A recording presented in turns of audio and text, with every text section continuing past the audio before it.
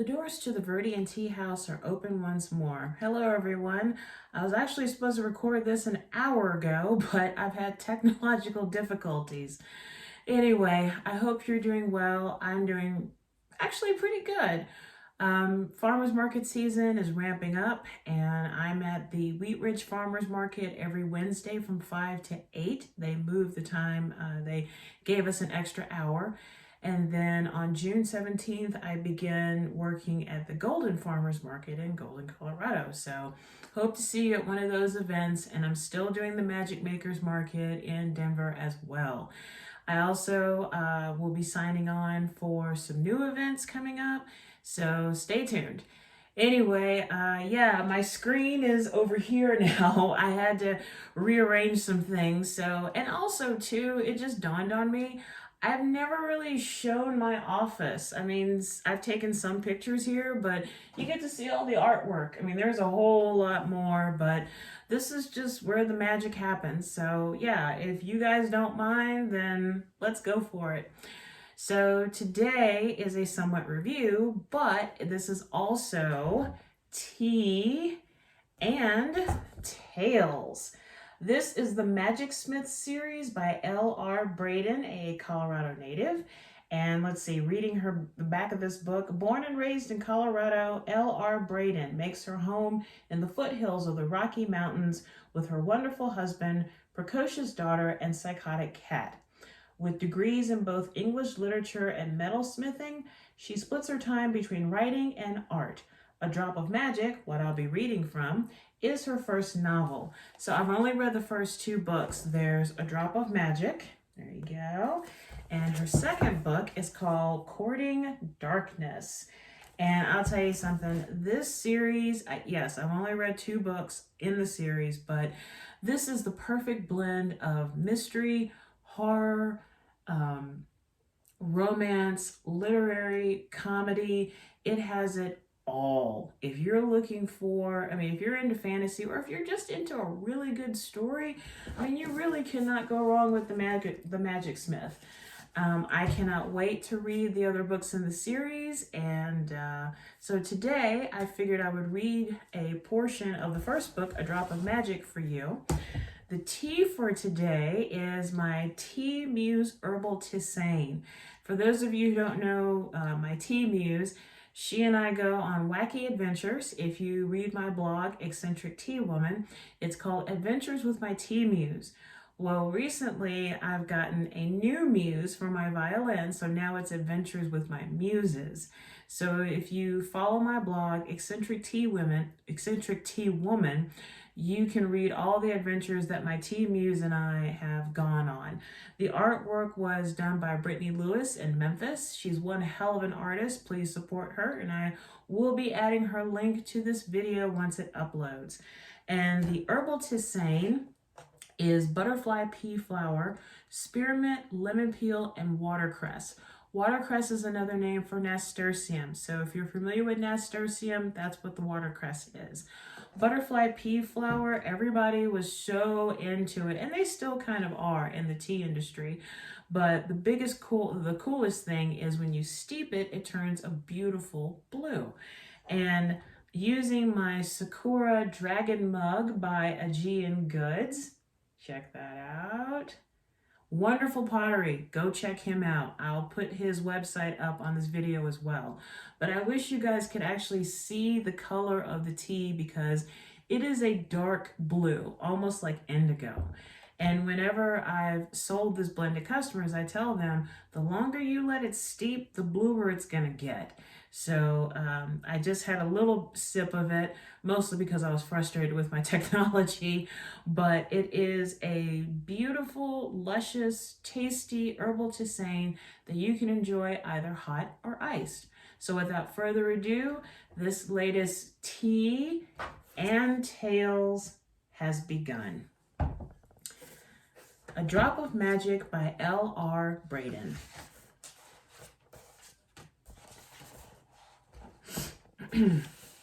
Chapter 1.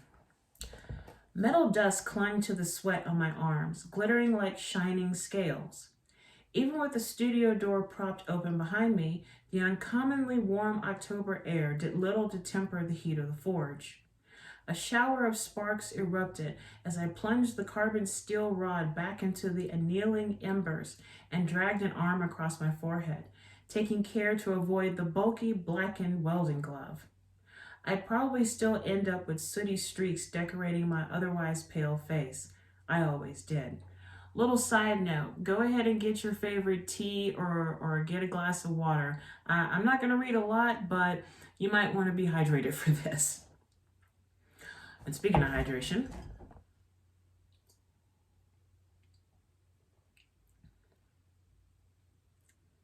very much the spearmint, just a hint of the spiciness of the nasturtium, and the lemon peel and the butterfly pea flower round it all out. So otherwise, a very good herbal tisane. Lost in the beat of my old MP3 player, I started belting out the lyrics of Robert DeLong's Don't Wait Up as I prepared the next rod. Then a touch settled, light and tentative, on my arm, and the bottom fell out of my stomach. Tongs clutched in one hand, hammer in the other, I spun. Whoa, whoa! His lips formed the words, though I couldn't hear them over the music blaring through my headphones. An inch shorter than I was, wearing jeans and a polo shirt, I had no reason to think the man was anything but human. But then, who could tell these days? He took a step back, hands raised, either to show he meant no harm or to ward off the blow he thought was coming. Behind him, near the open door, stood a second man. He wore a rumpled brown suit that matched his hair and eyes. Average height, average build, average looks. Nothing remarkable about him. Moving to put the anvil between us, I set the hammer down and pulled off my headphones, but kept a white-knuckled grip on the tongs. The higher-than-average number of violent crimes this summer had me on edge, along with everyone else, though none of the violence had come so far as my neck of the woods. It seemed unlikely a murderer would get my attention before attacking, but my heart raced a mile a minute as I faced the strangers. Who are you? The man nearest me lowered his arms. We announced ourselves, but it seems you didn't hear. I scowled at his attempt to put the blame back on me. This was my studio, and they were uninvited guests. My apologies. This came from Mr. Unremarkable. The monotone in his voice matched his appearance, revealing nothing. You may call me Smith. My associate is Neil. Am I addressing Alessandra Blackwood? A muscle under my right eye twitched. Most people only knew me as Alex. Alessandra hadn't existed anywhere but legal documents since I was 12, and traded the name in for something stronger, more practical. We've come to purchase an item from you, an engraved silver box. My shoulders dropped as the tension in them eased a little. Customers didn't often shop in the studio unannounced, but it wasn't unheard of. People sometimes got my address from the Sold Art Gallery in Boulder, where I showed my work, or from previous customers, and came to commission pieces. Most were courteous enough to call ahead. I'm booked on orders right now. I can maybe get it to you next month. You misunderstand. We are looking for an object already in your possession. Oh, well, sorry to disappoint, but I don't have an item like that in my stock. We know the box came your way. If you hand it over, we can make it worth your while. Neil had the slick, sleazy tone of a used car salesman. Curious though I was about the box and why they thought I had it, I'd had enough of the conversation. Even if they weren't killers, they gave me the creeps. I shook my head. You were misinformed.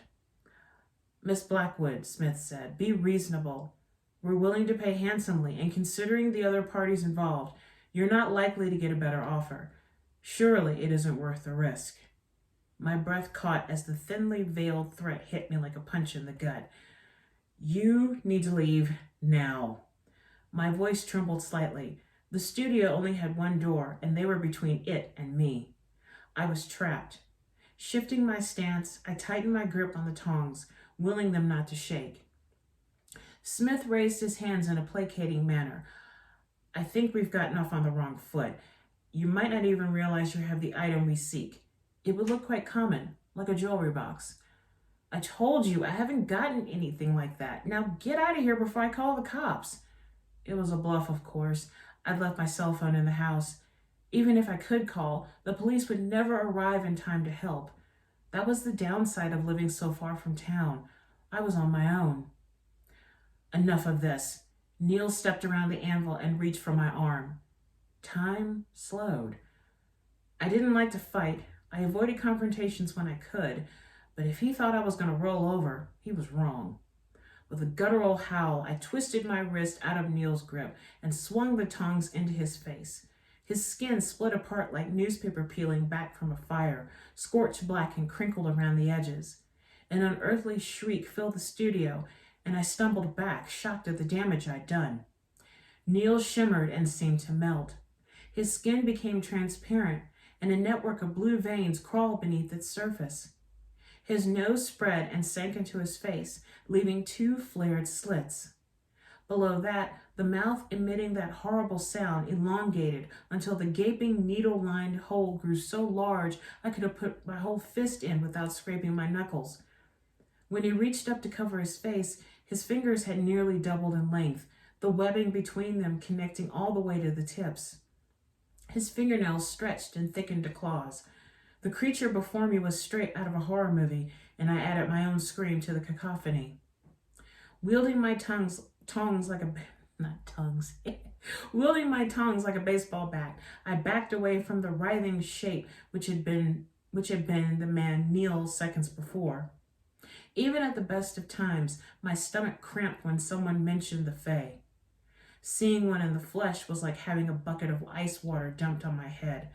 I shivered from head to toe and fought the urge to throw up. Smith crossed the space between himself and Neil in 2 steps and pulled Neil's arms down to expose the hideous gash burned across his cheek. My stomach lurched at what I'd done. White glinted where a bone showed beneath charred flesh. The eye above had swelled shut and was rapidly turning a sickly greenish color. Smith placed one palm against Neil's forehead, and the horrible wail abruptly cut off as Neil sagged in Smith's arms. It seems we were mistaken, Smith spoke as he had before, without inflection or emotion. Nothing to show surprise or concern that he was holding an unconscious, injured fairy in his arms. Good day, Miss Blackwood. My mind went blank as I fumbled for words. Smith took my stupefied silence in stride. Hefting Neil without visible effort, he gave a small parting nod and carried his companion out of the studio. I remained where I was until the sound of car doors closing and the crunch of gravel told me I was alone.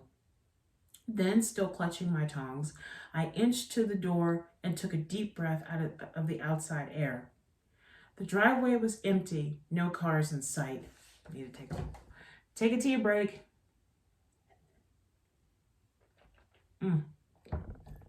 Delicious. No fairy goons either. My knees gave out under the weight of the panic I'd been keeping in check, and I sank to the ground, tongs still clutched in my shaking hands. The tea I'd had for breakfast felt like acid in my stomach, threatening to come back up. A gray tabby with yellow-green eyes peeked around the corner of the shed with a questioning, meow. Cat had appeared on my doorstep a few months back, begging for scraps, and I made the mistake of giving him some. He'd come around every day since. Despite the fact he'd already stuck around longer than most of the guys in my life, I steadfastly refused to name him. Fat lot of good you were. Lifting his nose, Cat swished his tail and stalked away. It was silly to take my anxiety out on Cat, but it was easier than dealing with the panic and adrenaline threatening to overwhelm me. Anything to distract from the flesh seared to the tongs in my shaking hands. I couldn't imagine forging more, so with a wary eye on the door, I dampened the coals and stored my tools, each in its marked place on my pegboard. The gooey tongs went on a shelf. I throw them in an acid bath later. The oversized shed I used for a studio was a short walk from the ranch-style house on the 7 acres of Colorado mountainside I called home. Shutting the door on Cat's meows for handouts, I poured a glass of water with trembling hands and guzzled it down to steady my nerves.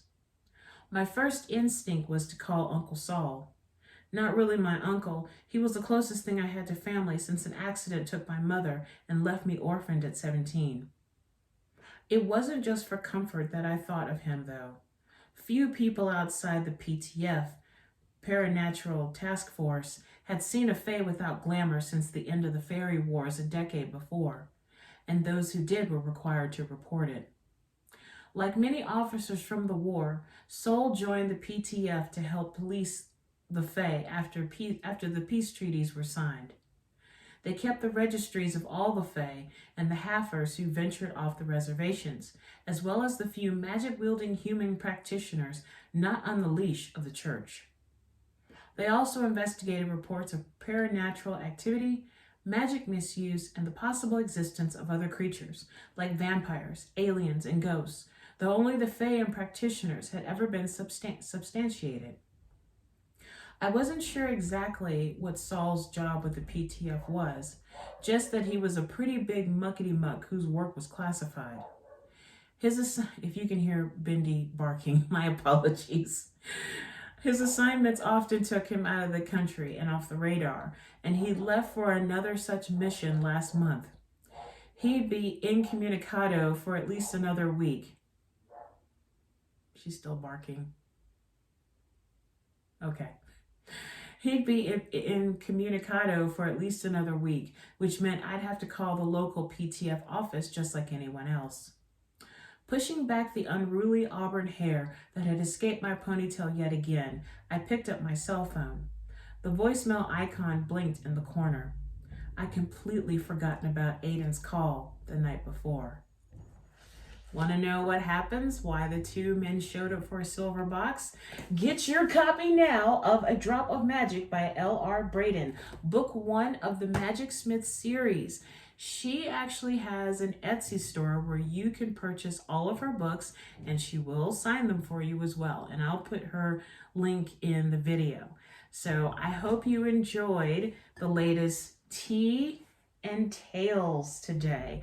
And yes, if you're watching this, I, again, adore this series. I truly, truly do. She has such a mastery with words. And I remember when I got Courting Darkness, I think I read it in like 2 days, if even that. You know, there's some people who read books, and then there's some people who inhale them like seeing a piece of chocolate cake. I treated it like a piece of chocolate cake. But yes, so you just heard a selection from A Drop of Magic, book 1 in the Magicsmith series by L.R. Braden. And again, the tea for today is my Tea Muse Herbal Tisane. The ingredients again are butterfly pea flower, spearmint, lemon peel, and watercress. I did let this steep for about 7 minutes, and it really is cool to watch the water turn blue. So that's all I have for today. I'm not going to worry about a breathing meditation, but I hope you enjoyed today's Tea and Tales, and I will see you very soon. Bye for now.